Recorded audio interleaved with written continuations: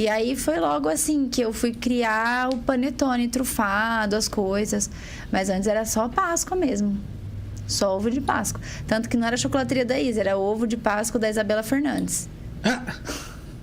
Fui na Faquini vender na época, fui em um monte de lugar, empresa, sabe? Tudo com a Isabela Fernandes. Eu tenho, esses dias eu fui mexer no computador, porque nem tinha. Na época, não celular tinha não era celular pra isso tanto, ainda, né? não era. E eu vi muito registro, porque de tabela de preço, como que a gente fazia, muita coisa. Bem legal. Que legal, cara. E você chegou a... Eu vou fazer uma pergunta, pode parecer estranho, mas você vai entender depois. Você chegou a se profissionalizar de fazer curso de culinária, alguma coisa nesse sentido, ou não? Sim, eu não sou formada em gastronomia, nada dessa área de culinária, mas eu sempre me atualizei e sempre fui em busca.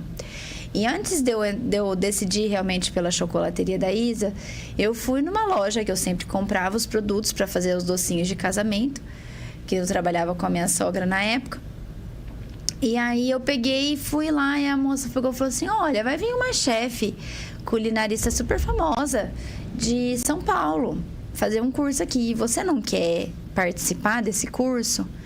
Aí eu falei, nossa, que legal, né? Mas eu nunca tinha pensado nessa hipótese, nem sabia que isso era uma coisa possível. Você só estava fazendo ovo de Páscoa por enquanto. Isso, e os docinhos de casamento, de chocolate, quando vinha, coisa pouca.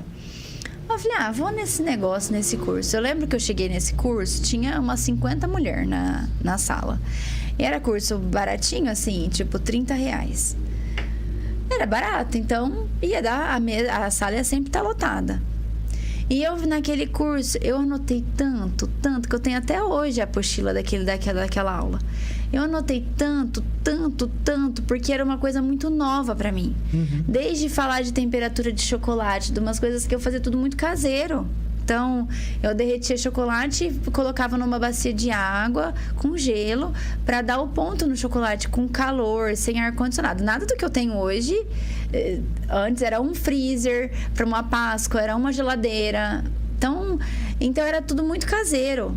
Continua sendo, mas eu não tinha muito profissional, uma abertura profissional para isso. E aí, nesse curso, eu anotei muito.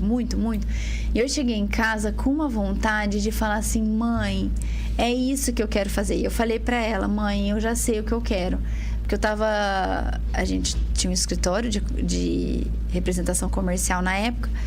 E todo mundo tirava renda de lá, que era o meu pai, era o meu marido. Então, a minha casa inteira era sustentada naquele escritório, a minha irmã. E eu queria buscar alguma outra coisa. E eu falei pra minha mãe, mãe, é isso que eu quero.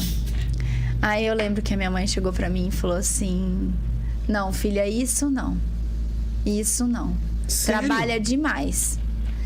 Mas hoje, olhando e analisando toda essa proposta que minha mãe fala, eu consigo ter um olhar diferente. E eu fiquei muito chateada. Naquele dia foi um balde de água fria pra mim. Eu fiquei decepcionada, porque eu tava confiante de que eu já tinha encontrado e que eu ia seguir aquele caminho. E aí a minha mãe ficou doente, minha mãe faleceu, ficou acamada. Nesse período eu já não fiz mais tanto curso. E aí quando ela morreu, que realmente eu fui em busca surgiu uma outra oportunidade de doce personalizado, por isso que fundou a chocolateria da Isa, que foi só com doce personalizado na época, porque era só pontual, tipo Páscoa. Mas aí foi quando eu saí do escritório, eu comecei a me dedicar nisso. Mas hoje eu visualizo essa fala da minha mãe pelo zelo de mãe. Uhum. Porque trabalha demais. Mas não quer dizer que é só na confeitaria que trabalha demais. É que alimento requer muitos cuidados, né? Então, minha mãe falava assim, quando todo mundo tá se divertindo, você tá trabalhando. Porque você vai dar festa, então você vai dar a oportunidade dessas comemorações. Então, é mais por isso que eu via essa preocupação dela. E a minha avó, que trabalhou bastante, então ela teve muitos... Provavelmente a expectativa dela não estava no que poderia acontecer com você. Exato. Mas talvez por por algo que ela já tenha vivido com a sua avó. Isso. Que a sua avó fazia doce pra vender, Fazia. Certo? Via e falava, gente, pra que trabalhar desse tanto? Exato. E às vezes talvez a sua avó a remuneração dela talvez não era algo que tua mãe pensava, pô, minha filha vai fazer isso pra ver. Mas se eu for parar pra pensar, até não só minha mãe, mas tem muitas pessoas que têm preconceito. Uma vez meu filho recebeu uma mensagem assim, de uma pessoa: você não tem vergonha que tua mãe faz bolo? Então as pessoas têm um olhar muito preconceituoso. Você tá brincando? Não conseguem às vezes compreender, porque toda profissão é profissão. Toda profissão é profissão. Mas de amigo dele, de escola? É. Então, mas toda profissão é profissão, Rodrigo. E às vezes as pessoas não têm esse olhar. Não valorizam. Então, dependendo das pessoas pensam, ganha bem um médico, ela é advogado. E eu sou confeiteira.